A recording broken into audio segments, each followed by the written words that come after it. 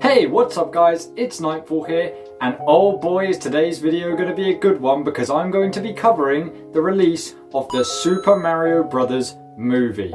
I have been dreaming about a grand celebratory big screen debut for Mario since I was just a tiny little boy, and oh my god did this film deliver in every way it possibly could have.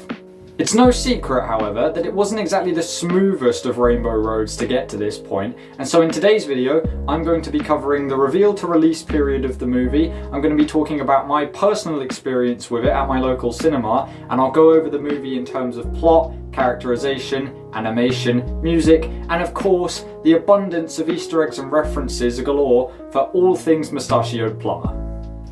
The timestamp for the beginning of the review content of this video will be on the screen right about now, so if you want to just skip the reveal to release period, you're not that bothered about that bit, that's a-okay, you can just go ahead and skip to the review content. And I should also mention, of course, that this video will be containing some spoilers, but let's face it, you knew that already.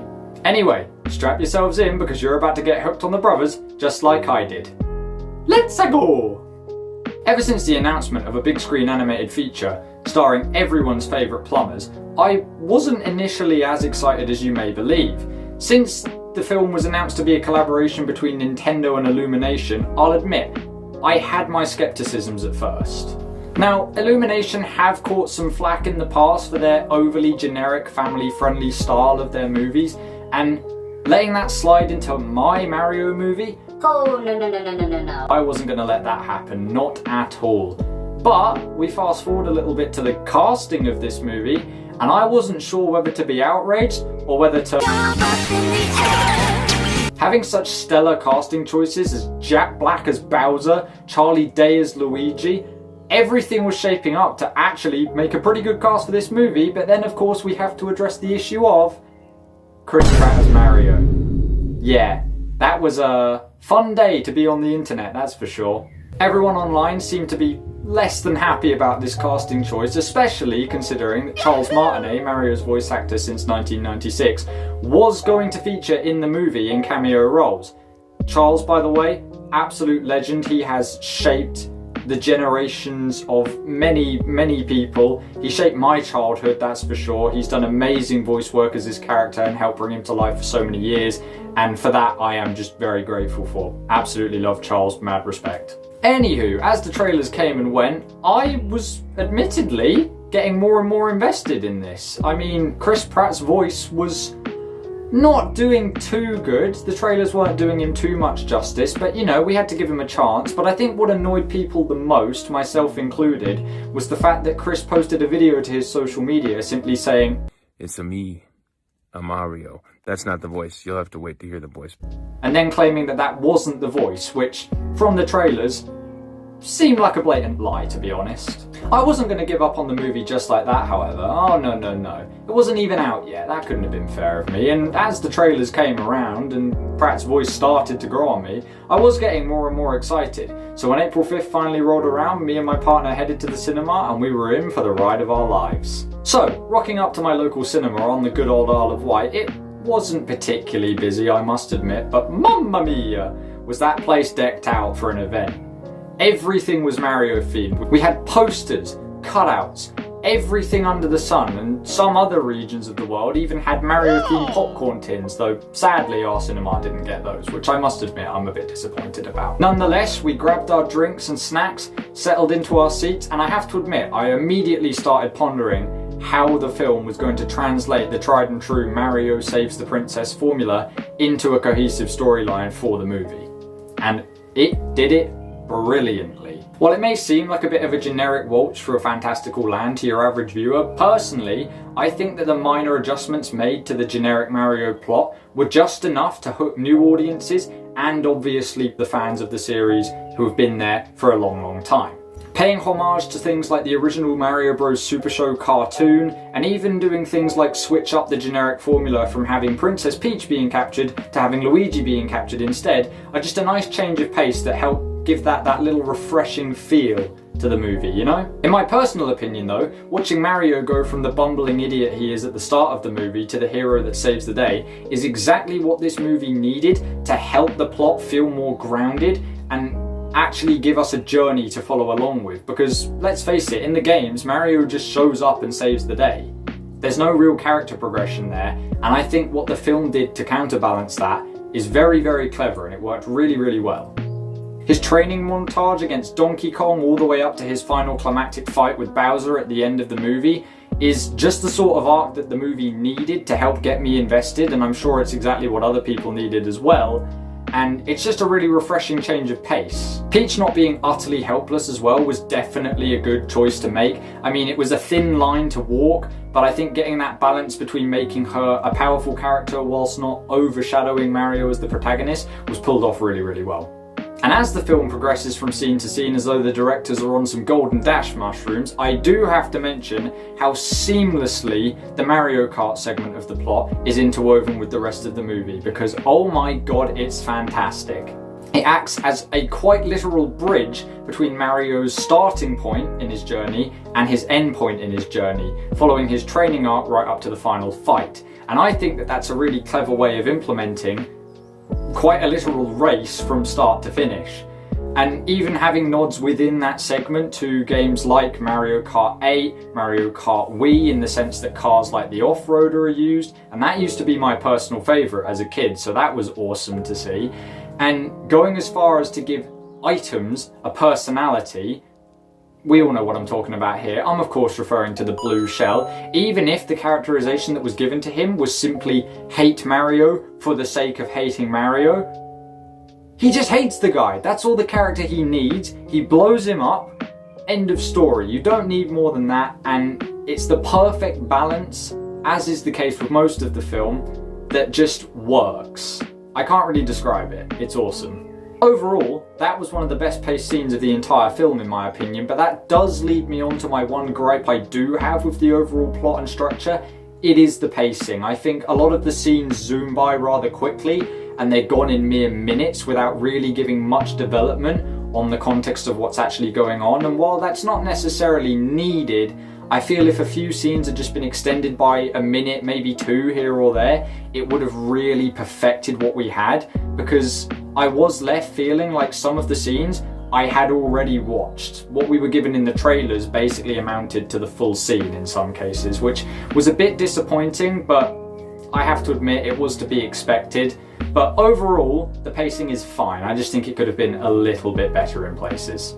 Anyway, getting back to the plot, the final climactic fight with Bowser was one of the most tear-jerking and emotionally just awesome scenes I have witnessed in a film in my life. Being able to see Mario and Luigi team up against him to the most amazing rendition of the Superstar theme from the games, composed by Brian Tyler, which, more on his soundtrack later, he has done amazingly translating Koji Kondo's works into this film, but like I say, we'll get to that in a bit. And honestly, that final fight brought out the inner child in me more than I think any other scene in the film. Just watching that with the music going and everything was perfect. I absolutely loved it. I'm not going to say much more than that though. I do think everyone deserves to watch this film in its entirety and enjoy it for what it is. I'm not going to spoil much more than that. So I will leave that there and we'll go on to talking about the characterization and such. But yeah, absolutely amazing final fight scene. Getting back to the characterization, I cannot begin to tell you how perfectly I think this movie is cast. And I do mean almost every single character is spot on. Personally, I found that Chris Pratt's Mario oozed charm. I absolutely loved him. He only grew on me more and more throughout the film. Charlie Day was born to play Luigi. He absolutely nails the role. Keegan-Michael Key's Toad is hilarious. Anya Taylor-Joy brings a bit of a ferocity to Peach that we haven't seen before. And of course, Jack Black. Jack Black as Bowser might just be the single best casting choice of any animated movie or even just movie in history. He steals every single scene that he's in, and his love ballad, which we'll get to later, had me in stitches every single time I've listened to it, which is a lot more than I'd care to admit, I'm going to be honest. To say that the characters have truly been brought to life feels like an understatement. It feels like these characters are living, breathing beings who are fully integrated into this world, and despite not really getting any actual build-up to any of their characterization, I don't think it necessarily needs it. Like, going into this film, you more than likely know these characters. You know who Mario is, you know who Luigi is, you know who Bowser is, etc, etc. And so the fact that they are so fully realised based on almost nothing, let's be honest. There's not ever really been any real character interactions in the Mario games. So building off of almost nothing into fully fleshing out these characters in a matter of minutes is very, very impressive, let's be honest. The interactions that we actually do get between characters feel all the more special because of how quickly some of the other scenes do go. For example, the build-up of characterization between Mario and Donkey Kong is really awesome to see. They go from pure rivals at the beginning to slowly turning that into a friendship across the course of the movie. For example, you go from their fight scene to them bickering sort of casually among friends afterwards. Donkey Kong turns into me whenever any one of my mates beats me at Smash Bros. I let him win, for the record. And even the simplest of things, like Mario giving him a friendly shoulder bump, is perceived by DK as just being punched in the arm, which is just hilarious. It makes for some really cool moments between the two. And when it comes to the characterization, it isn't limited to just the characters. As I explained earlier, the entire Mushroom Kingdom is now cohesively brought into this one living, breathing, fantastical land, which the games don't really ever achieve. Everything feels quite disconnected between Mario games, each having their own individual identity and style, at least in my opinion. And it feels like this is the first time that all of those sort of elements have felt properly incorporated into one space, and I really like that. So you've got inclusions like Bob on Battlefield, Tostarena from Mario Odyssey, and you even have the World 3-1 Cheep Cheep Bridge from the original NES game. And so having all of these different elements from across the eras cohesively come together into this one amazing rendition of Mario's world is super awesome to see played out on the big screen. The use of power-ups could have potentially been done a little bit better for my liking, but at this point I feel like I'm being nitpicky and asking for a double cherry on top of everything else. And I mean, the power-ups did give us Fire DK, so enough said really. And how could I possibly talk about this movie without of course discussing the amazing soundtrack composed by Brian Tyler, which is available on Spotify now to listen to. And if you haven't listened to it yet, oh my god, you need to go do it now. I have listened to Peaches more times in the last week than maybe any other song per week in my life. In fact, after listening to some of the music that got cut from the movie, I'm even more surprised that those choices were made. A lot of tracks were replaced with licensed music, such as the scene in the Kong Kingdom Take On Me plays when they first visit. And after hearing the original composition, Driving Me Bananas, it's fantastic. It's one of the best Donkey Kong Country compositions ever. Like, it's such a good, faithful rendition of the source material that it pulls from that I'm amazed that the Xers decided to cut it. And of course, we once again have to mention Jack Black as Bowser. Peaches is a love ballad for the ages. If you haven't heard this musical masterpiece, it will move you to tears, just as it has done me many a time, many a day. I mean, just listen to this performance. Peaches, peaches, peaches, peaches, peaches. Ah! Oh, yeah! Ah! Truly Oscar level stuff. The movie did legitimately have me tearing up at certain points though, with how faithful it was to the source material. Brian has done an absolutely amazing job at pulling from all of Koji Kondo's classic compositions. For example, Peach's Castle, Dire Dire Docks, Bob on Battlefield, you name it, it's in there. I'm pretty sure Fossil Falls from Mario Odyssey played at one point. And hearing all of the music is what perfects this film for me, or near perfects it anyway. If the music wasn't as good as it was, I don't think this film would be anywhere near as high in my regard as it has been. And so huge, huge props to Brian for doing such an awesome job with the soundtrack. Additionally, there were certain tracks pulled straight from the games for inclusion within the soundtrack, which are so good.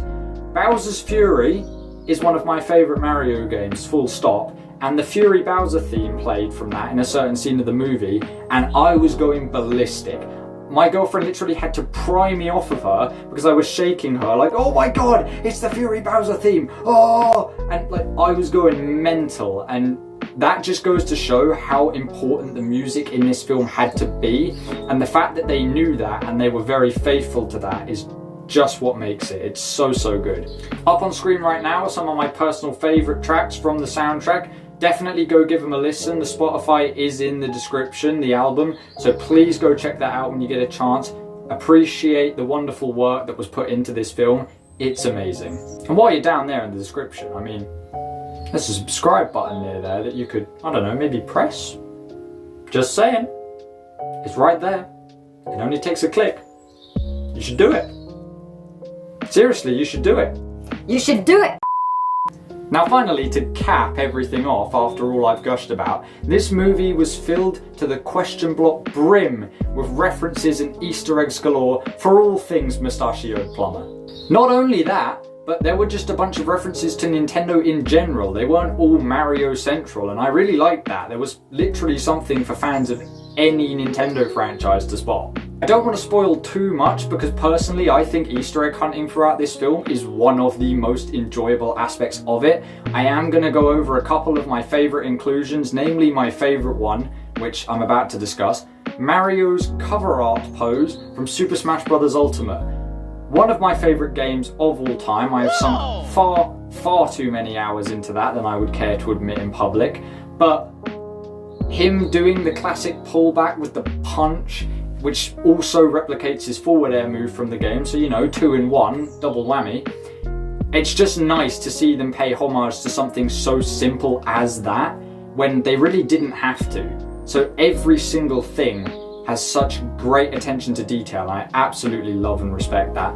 Not only that, there's a bunch of retro references. You have things like a Jumpman arcade machine. The bar that Mario and Luigi are in Brooklyn at the start of the game is themed around Punch-Out! You have Mario playing Kid Icarus on his NES, things like that. All of these little things, it feels like every 2 seconds you've missed about 5 references for every one that you spotted.